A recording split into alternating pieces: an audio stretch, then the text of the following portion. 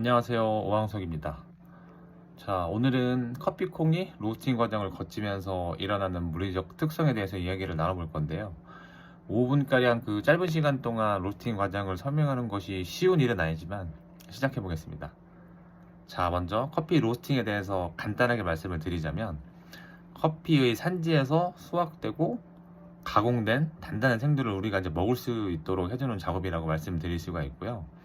로스팅 과정은 잠시 후에 설명을 드리겠지만, 그 로스팅의 목적은 시간과 열의 제어를 통해서 다양한 로스팅 단계를 거치고, 그 단계를 거치면서 생두 고유의 풍미를 이끌어내는 것이 목적이라고 할 수 있습니다.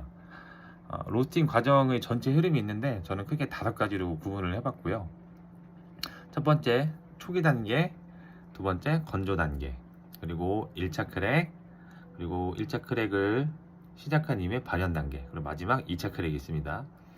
초기 단계는 로스터에 투입된 생두는 열에 노출이 되면서 생두 내부에 수분이 증발하게 됩니다. 로스팅 초기 단계라고 보시면 되고요. 그 이후에 이제 건조 단계가 생두는 로스터에 투입이 되면 온도가 계속 상승하는 단계에 들어가게 되는데, 이때 생두 내부에 중요한 변형이 일어나서 복잡한 향미들이 발현될 수 있는 과정을 거치게 됩니다. 그리고 이후 첫 번째 크랙이 발생하게 되는데, 1차 크랙 또는 1차 팝, 첫 번째 크랙, 1차 크랙 이렇게 불리기도 하고요. 로스팅 과정에서 가장 중요한 순간이라고 생각을 해요. 생두가 팽창을 하면서 생두 내부에 있는 수분을 방출할 때 마치 나무 장작이 타는 소리와 비슷한 소리를 내기도 합니다. 생두의 품종과 가공법 또는 보관 방법에 따라서 소리가 작을 수도 있고 클 수도 있고, 소리를 내는 타이밍이 제각각 다를 수도 있습니다. 자, 그리고 이제 1차 크랙을 시작한 커피는 네 번째 발현 단계가 이제 시작이 되는데요. 이 단계에서부터 이제 우리가 먹을 수 있는 그 상태가 되어 갑니다. 생두에서 원두가 되었다는 의미가 될 수도 있고요. 흔히 볼 수 있는 커피와 같은 색상이 되고 커피와 같은 향미를 느낄 수가 있습니다. 이 단계에서는 커피의 원산지와 품종 등 여러 가지 요인의 영향을 받아서 그 커피에 각각 고유한 특성을 표현을 할 수 있습니다. 그럼 이제 마지막으로 2차 크랙이고요. 발현 단계를 거친 원두는 목적성에 맞게 2차 크랙까지 로스팅을 진행시킬 수도 있습니다. 2차 크랙은 원두 내부의 압력이 임계점을 도달을 해서 또 다른 균형이 발생을 하게 되는데요. 소리로 따지고 보면 1차 크랙보다는 소리가 더 잘고 작지만 그 소리가 내는 그 주기는 조금 더 짧다고 해야 될까요? 그런 식의 소리를 내고요. 원두의 색상으로 보면은 짙은 어두운 색으로 변해가면서 커피 표면에는 오일이 살짝 묻어 나오기도 합니다. 자, 그 로스팅의 전체 과정의 흐름은 이렇게 이제 설명이 됐고요. 로스팅을 했을 때 이제 커피의 색상 변화와 이제 배전도에 대해 설명을 드릴 텐데, 생두가 로스터에 투입된 이후에 로스팅 과정 전반에 걸쳐서 이제 색상 변화가 있습니다. 처음에 이제 생두는 뭐 청록색 혹은 옥색, 뭐 도자기 같은 이제 색상이었지만, 건조 단계 이후에는 캐러멜화, 마이야르 반응 등을 거치면서 점차 우리가 잘 알고 있는 갈색으로 이제 변화를 해갑니다.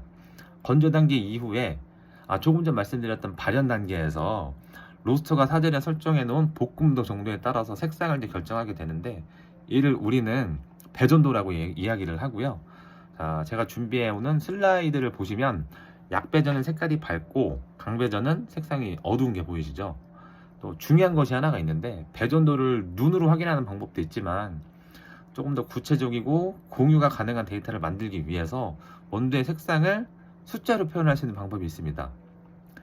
슬라이드에 색도계라는 장비를 이제 보실 수가 있는데, 이 장비를 사용을 해서 우리는 원두의 색상 값을 측정을 할 수가 있고, 측정된 값을 아그트론 넘버라고 이제 이야기를 하거든요.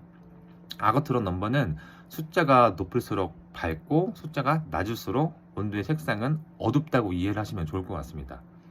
또 이제 물리적 변화 중에 그 원두의 크기 변화와 구조 변화가 있는데, 로스팅 중에는 그 생두의 눈에 띄는 변화 중에 이제 가장 여러 가지가 있겠지만, 변화 중에 하나는 크기의 이제 팽창이거든요. 크기가 커진다라고 이해하시면 좋을 것 같아요. 그 생두에 열을 가하게 되면 생두 내부 이제 수분이 증기로 막 변해서 빠져나가는데, 이때 물리적 변형이 일어납니다. 이러한 수분 방출로 인해서 생두는 점점 부풀어 오르고 팽창을 하게 되는데, 실제 뭐 특정 생두는 로스팅 과정에서 크기가 거의 2배 정도 커지는 경우도 있고요. 그리고 또 생두 내부에 이제 구조 변화도 같이 생기게 됩니다. 그 슬라이드를 보시면 로스팅된 원두를 이제 현미경으로 이렇게 자세히 이제 들여다본 사진인데, 세포 구조가 그 다공질이 되어 있는 걸 확인하실 수가 있을 거예요. 다공질 구조가 많아지면 우리는 커피를 추출할 때 물이 원두에 더욱 쉽게 침투할 수 있어서 커피의 향미나 바디감 등을 정하는 그 수용성 물질을 녹여내는 것에 더 유리하게 될 수가 있습니다.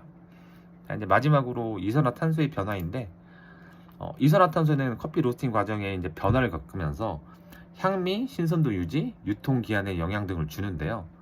그 로스팅된 원두 내부에 존재하는 이산화탄소는 신선도와 향미를 보존하는 데 도움이 되지만, 시간이 지남에 따라서 원두 내부에 이산화탄소가 점차 빠지게 되면 산패가 시작이 되기도 합니다. 또 로스팅 과정에서 이산화탄소의 역할을 이해하면 커피 추출의 다양한 방법들을 컨트롤할 수 있는데 도움을 줄 수 있습니다. 그래서 제가 준비한 5분짜리 미니 레슨은 여기까지고요. 주말 잘 보내시고 저희는 월요일날 뵙겠습니다.